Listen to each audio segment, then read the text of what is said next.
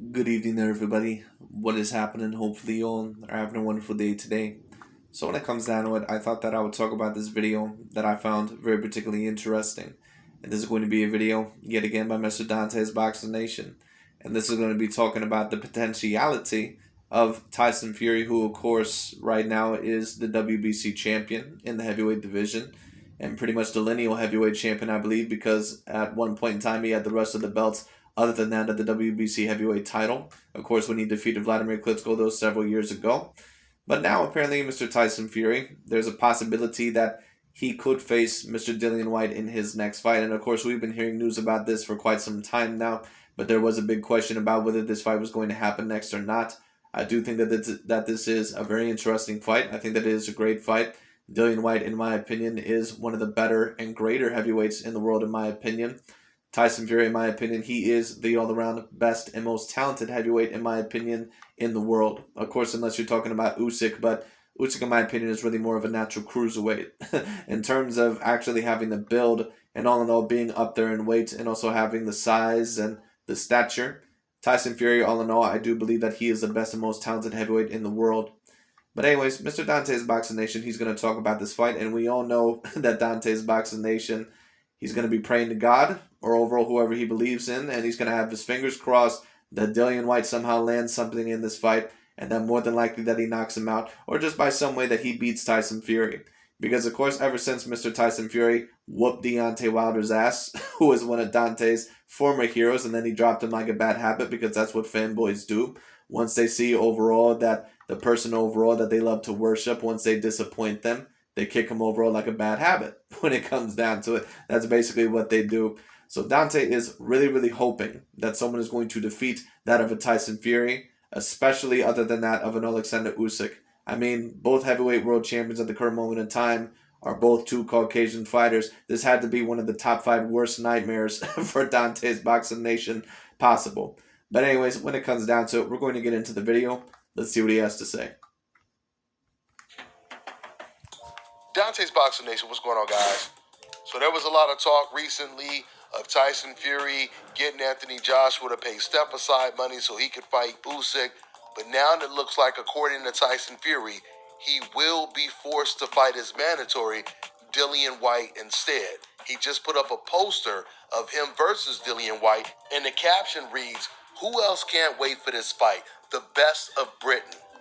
I'm telling you guys right now, if this fight goes down, and I've been telling you this since day one, this is going to be a very, very dangerous fight for Tyson Fury. The thing is, when you look at the dichotomy between a Deontay Wilder... What I'll say is this: Dillian Whyte, in my opinion, is a dangerous fight for anyone out there. He's big, he's lengthy, he's got power. The only thing I'll say about Dillian Whyte, in my opinion, is that he's a bit chinny. So Tyson Fury, in my opinion, he will be the favorite in this fight. But in my opinion, he'll probably be about a 70-30, maybe 60-40 favorite if you want to take it that far. Listen, in my opinion, and a lot of people, of course, are going to think that I'm taking it too far with this next statement. Tyson Fury, in terms of the heavyweight division, he pretty much is the modern-day version of Muhammad Ali. And I know a lot of people that are going to disagree with that. They're going to say, oh, what are you talking about? He's nowhere near as skilled. If you actually take a look at some of Muhammad Ali's fights, especially in his bigger fights against Joe Frazier or even Ernie Shavers. Well, Ernie Shavers was when he was a lot older, so let me not bring him up. But even if you want to take a look at him versus Joe Frazier, Muhammad Ali was a hell of a lot more hittable than what a lot of people actually remember. He usually would get hit with a lot of left hooks when it came down to it. You know, he would get hit with a certain amount of other shots. Muhammad Ali, he was another boxer that relied a lot on his reflexes and relied a lot on his physical gifts. So sometimes when he wasn't there with a more experienced boxer or the boxer all in all that could get to him a little bit, sometimes he would get a little bit surprised. Sometimes he may even get knocked down by the fight. That's why there was a multitude of times where Muhammad Ali would get knocked down by left hooks and not just by Joe Frazier in his career. So Tyson Fury, he pretty much is the modern day version, in my opinion, of Muhammad Ali. Is he the greatest skilled fighter that I've ever seen? No, but the heavyweights usually are not as skilled as the lighter weight class fighters. And when I take a look at Tyson Fury, I do think that he is an extraordinarily skilled fighter for that of the heavyweight division. And I don't think that any other heavyweight fighter today is as skilled as him. Does that mean that he cannot possibly lose this fight? That's not what it means at all. Because just like how I would compare him to Muhammad Ali had a few losses in his career. He lost to Joe Frazier. He lost to Ken Norton. When it came down to it, he was able to, redo those losses. He was able to, get revenge against those guys. But at the end of the day, that does not mean that still he is not beatable. Tyson Fury can be beatable. I just think all in all that Dillian Whyte, I just don't know if he's quite the fighter to do it. It's possible, but I think that if Tyson Fury takes him 100% seriously, which I think more than likely he will, I think more than likely that Tyson Fury would probably be able to beat him, maybe even stop him. And the Dillian Whyte in terms of being an opponent for Tyson Fury. When it came to Wilder, we all knew that Wilder, he only had the right hand. He didn't have some great jab. He didn't have some great check hook. He didn't really go to the body. He really only had the right hand. I told you guys all the time. Well, where was all this common sense before you predicted the fight? All of a sudden, he's throwing Deontay Wilder under the bus because, like I said, he wants to make it seem like Tyson Fury is that much worse. Dillian Whyte is a very tough matchup for anyone out there, but like I said, let's give Tyson Fury credit. Not only did he defeat a great athlete and a decent boxer in Deontay Wilder, he also defeated the all-time great Vladimir Klitschko. So Tyson Fury deserves a lot of credit in his career, but of course from Dante's Boxing Nation, that ain't gonna happen. When it came to Deontay Wilder, what made him so dangerous? You guys heard Tyson Fury talk about how dangerous he was. What made Deontay Wilder so dangerous is you can be outboxing this man every single round, but every second of those rounds you're outboxing him, he can change the entire complexion of the fight with one punch, and that's the right hand. So while that made Deontay Wilder extremely dangerous, it also made him extremely predictable. Because you don't have to worry about some surprise left hook. You don't have to worry about pull counters. You don't have to even worry about really getting hurt with a whole bunch of... Well, Deontay Wilder will try to put pull counters in there. He'll try to put his left hook in there as much as he can. But he's not going to be super duper successful against that, especially against the Tyson Fury. Tyson Fury is too intelligent, and he's the wrong type of style for Deontay Wilder. It just is what it is. Dillian Whyte, this is going to be a very interesting fight. But I do wonder if Tyson Fury catches Dillian Whyte, will Dillian Whyte be able to handle the punishment? Because I know Tyson Fury, I know that he can fight in a multitude of ways. More than likely, Tyson Fury is probably going to fight Dillian Whyte on the back foot, and more than likely, he's going to stay around the 270-pound limit. So we'll see if Dillian Whyte can handle that size. We'll see if he can handle his power. When it comes down to it, we'll see all in all if he can handle his boxing ability. Body shots. All you have to do is anticipate and time the right hand coming. You only have to worry about one punch. And you don't even have to worry about overhand rights with Deontay Wilder. It was just the straight right. But when it comes to Dillian Whyte, you have to worry about so many different punches. Dillian Whyte, he has a good jab. He throws good hooks to the body. He can counter a jab with an overhand right. He knows how to set up the straight right hand.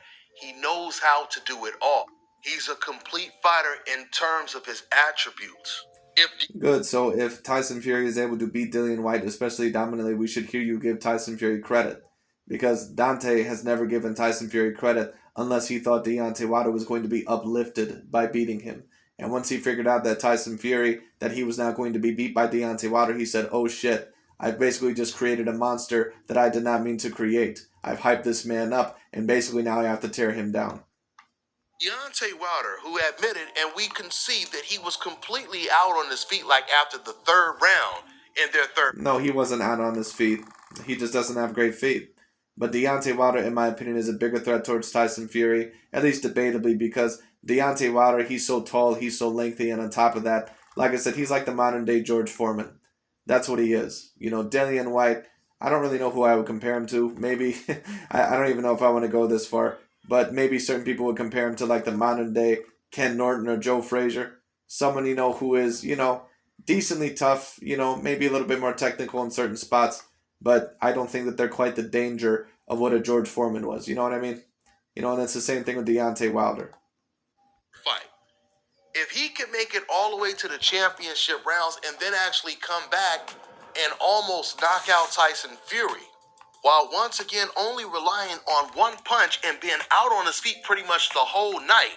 But he wasn't out on his feet the whole entire night. Deontay Wilder had stamina within the first 6 rounds. After that, he was done because he added that much more bulk. If he was able to... But Deontay doesn't just rely on the right hand, but I do think all in all that he is a one-dimensional fighter. You know, but just because you're a one-dimensional fighter doesn't mean that you just rely on one punch. Of course, Deontay Wilder does rely on it a lot because he has to try to get the knockout. But he still will use jabs. He still will use his left hook. He still will use a multitude of punches. But it's still hard to get past that. However, Tyson Fury, because he's a multi-dimensional fighter, he was able to get past that. There's not a lot of other fighters in the world that would be able to get past a Deontay Wilder at his best. Tyson Fury was able to do it 3 times. Do this against Tyson Fury. Like I said, it's like Muhammad Ali when it comes down to it against George Foreman. Joe Frazier, I believe was not able to get past George Foreman. Michael Moore, even when George Foreman was 40-some years old, even though it was a little bit accidental. But when it comes down to it, there's not a lot of fighters in the history of boxing that I would say would, should have gotten past George Foreman or would have got past George Foreman.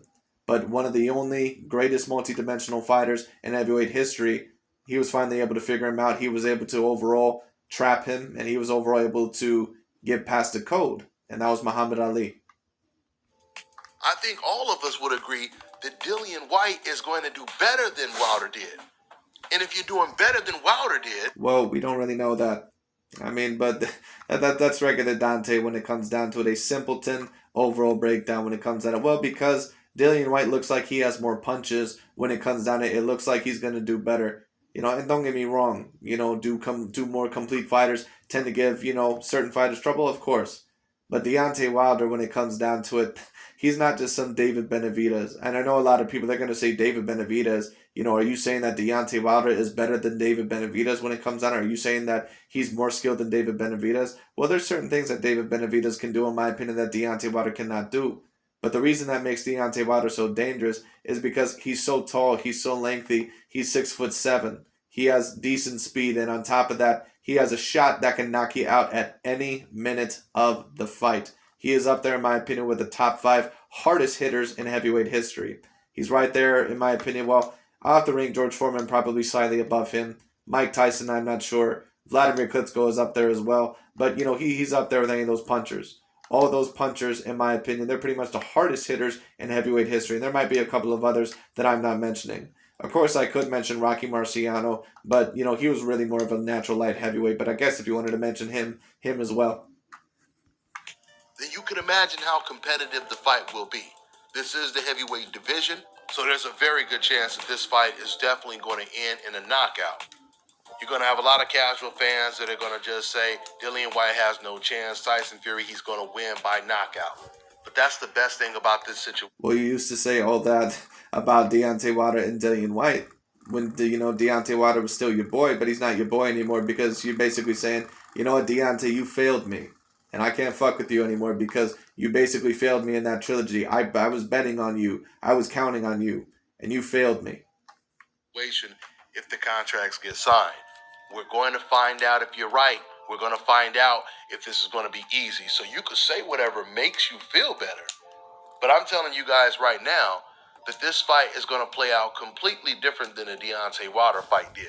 The last time Tyson Fury was... Well, I'm not gonna count on your predictions because you don't really know whatever the hell you're watching. You don't really know shit about boxing in the first place. Listen, what I will say is this. Is there a possibility that this fight is going to end up more competitive than the Deontay Wilder fight? There's a chance of that. What I'll say is this. I think that the fight in the early rounds more than likely is going to be competitive. But I think once Tyson Fury starts to jab at him, and I think once he really starts to figure him out, I think that Tyson Fury more than likely is probably going to outbox him either by unanimous decision. More than likely, he's probably also going to be able to stop him. Dillian Whyte, I don't know if he's going to be able to handle the power of Tyson Fury. And once again, you have a lot of these people. Tyson Fury's a pillow puncher. He can't punch. Well, whatever makes you sleep at night. But at the end of the day, Tyson Fury has shown his power whenever he needed to. He's a very big man. He's a person that overall rehydrates at about 270, 280 pounds. And on top of that, he has an excellent gas tank. He has excellent stamina. He can fight extremely well on the back foot. He can fight extremely well on the inside and on the front foot. He will have to be careful with Dillian Whyte because Dillian Whyte is a very decent puncher. And on top of that, he has gotten better defensively as time has went along. But if Tyson Fury can catch him, especially early, and make him uncomfortable, jab to the body, jab to the head, move around like he regularly does when he's at his best, I think more than likely that'll be Dillian Whyte. But you never know. One could argue that this could be a 60-40 fight. In the ring was someone who was athletic and used all of their weapons. It was Steve Cunningham, a cruiserweight who moved up to heavyweight. That was actually Tyson Fury's toughest fight until he stopped Steve Cunningham later on. He used Well, it was one of his tougher fights because Steve Cunningham was a smaller target, and he's a decently slick fighter at his best. But that also was Tyson Fury several years ago, where he was not as good of a fighter then, in my opinion, as what he is now. Tyson Fury, at least at his best now, I think is a better mover. I think all in all that he's more intelligent, and I think all in all that he's a more articulate fighter. He's also better defensively. But that doesn't mean that Dillian Whyte cannot give him problems. That's why some of the smaller heavyweights, even against some of the bigger heavyweights, they're actually more troubling than what some of the bigger heavyweights would be to them, because some of the smaller heavyweights, they can get inside, and once they get inside, they're very, very troubling because they're quicker, they have the shorter arm reach, and they're going to be better on the inside. So Fury is going to have to be careful in this fight, no doubt about it. his weight, and he broke down the much smaller Steve Cunningham. But Steve was able to knock him down and once again frustrate Tyson Fury and win a lot of the rounds. And this was against a much smaller. I've never watched the full fight for myself, so I don't know if Steve Cunningham really won a lot of the rounds. From the highlights, it looked like the majority of the time Tyson Fury was getting to him. But Tyson Fury, like I said, he's a person that can fight in a multitude of ways. If you're able to back him up when it comes down to it and get to him, Tyson Fury understands that he needs to go on the inside. Let me state this. He's much smarter than that of an Anthony Joshua, who sometimes does not realize when he needs to take risks, in my opinion, overall to win a fight.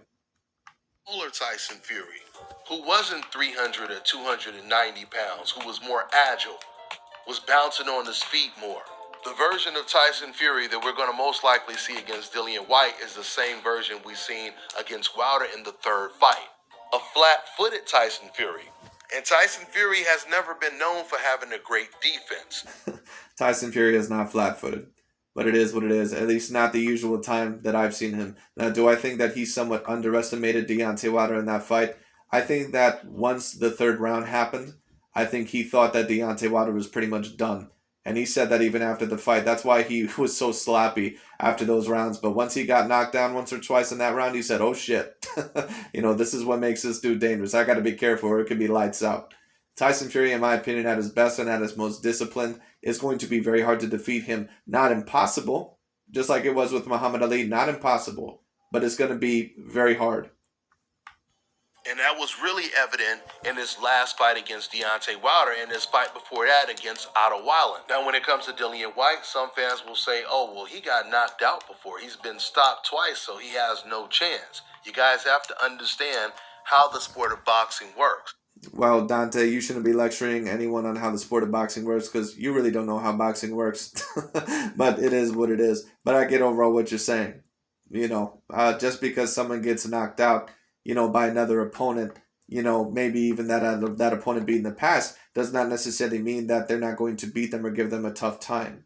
A lot of people, of course, when Miguel Cotto, when he got knocked out by Antonio Margarito, of course, I thought that he was using tainted hand wraps, but it is what it is. And then later on, of course, the second loss, he got knocked out by Manny Pacquiao.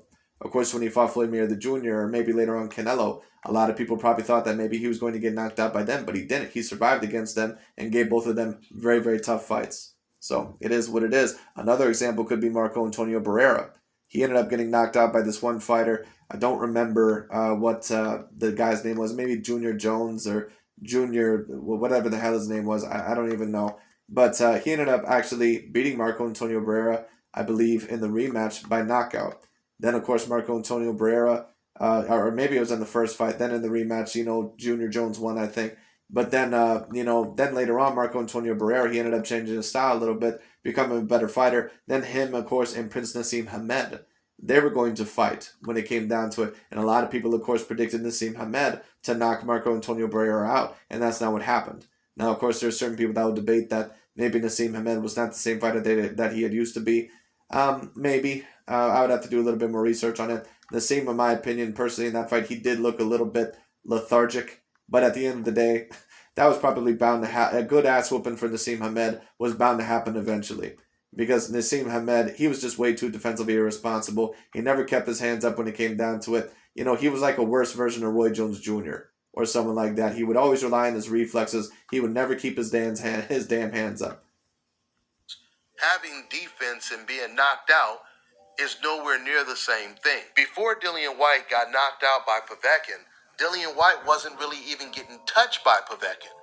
and then he got caught with a shot that he didn't see. Styles make fights. When it comes to Povetkin, he was a shorter type of bob and weave type of fighter. Not saying he's as talented, but his style was similar to like an Isaac Pitbull Cruz. So in terms of skill set, if Tyson Fury is able to knock out Dillian Whyte, that win would be even more impressive than him beating Deontay Wilder. Not to mention, I'm not so sure about that, but we'll see. We'll see if you actually give Tyson Fury credit. I'm going to say there's about a 0.0000001% chance of that happening, but we'll see what happens. Dillian Whyte, he revealed that when he sparred with Tyson Fury, he knocked him down not once, but multiple times. And Tyson Fury... Well, all that is rumors, but we know that you're going to go along with that because you hate Tyson Fury with a burning passion. You hate Tyson Fury more than what you would hate a KKK member. He never denied it. So you'll hear fans say stuff like, oh, well, that's sparring, that's different, etc., etc. But you have to understand, in sparring, you're actually wearing headgear, and the gloves are much bigger. So if you can drop someone under the... Right, but sparring is a little bit different when it comes down to it. Not only do certain people maybe don't put in 100%, and that's not me saying that, who knows, maybe Dillian Whyte did not knock him down here and there, but sparring in a boxing fight is completely different. A real actual fight in a real bout is completely different than sparring. It just is what it is. Those conditions... And I'm not even 100% sure if Dillian Whyte did knock him down in sparring because, once again, I need to see evidence. Imagine what you can do without headgear and smaller gloves. Now, recently, Tyson Fury's best weapon has been his size over his opponents. That was the situation when it came to Deontay Wilder. Well, Tyson Fury's best weapon is not only his size, but what he can do at his size. His feet, his head movement, his defensive responsibility when he's at his best, his speed.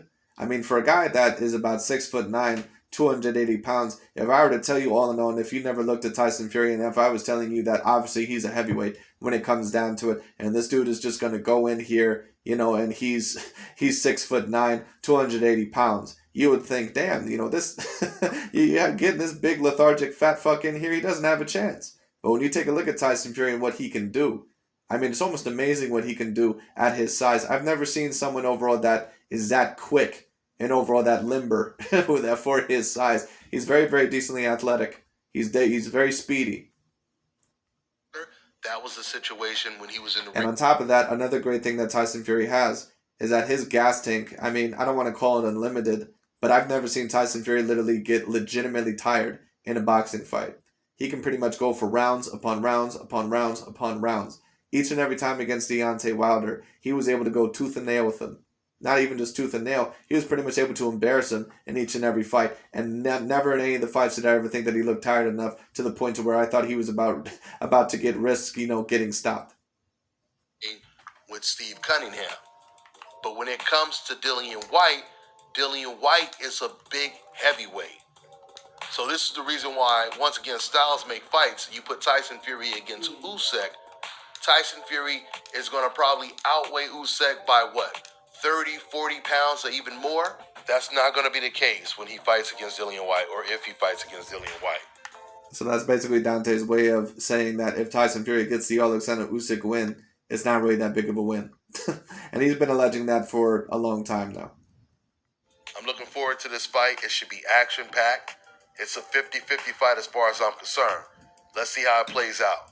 That's all I got for now, guys. I'm on to the next one. All right, now check this out, guys. But anyways, that's really about it. Now, we heard Dante's Boxing Nation say that this is a 50-50 fight. A lot of people, when they say their fight predictions, when they say, you know what, I think this guy has a real chance, they all know, flip it and basically say, yeah, I was picking that guy. No, saying the guy has a 50-50 chance, that's not actually picking that guy. That's just saying that he has a decent chance. Whenever I do my predictions, for example, when it comes down to it, I actually pick someone specifically. I'm not going to say overall, oh, well, I think this guy has a very, very decent chance. For example, when I overall picked the Green Bay Packers to beat the 49ers, and I said, you know what? I think that they have a legitimate chance. I think they have at least a 30% chance. I don't go overall on my channel and say, oh, well, I told you guys. I told you overall that the 49ers would win, because I didn't specifically say that. All I said is that they had a decent chance. Saying that someone has a decent chance and overall actually predicting that person to win is completely different. but it is what it is. But anyways, that's really overall all I got to say for this situation. It should be very interesting. It will be very interesting to see Tyson Fury and Dillian Whyte get into a fight. And then, of course, overall, if Fury were able to pull out of that one, we would have Tyson Fury versus either Alexander Usyk or Anthony Joshua. Because, of course, Joshua and Usyk, it looks like they'll more than likely have a rematch. But we'll see what happens. Anyways, that's really about it for today. Thanks so much for watching. And I'll talk to you all later.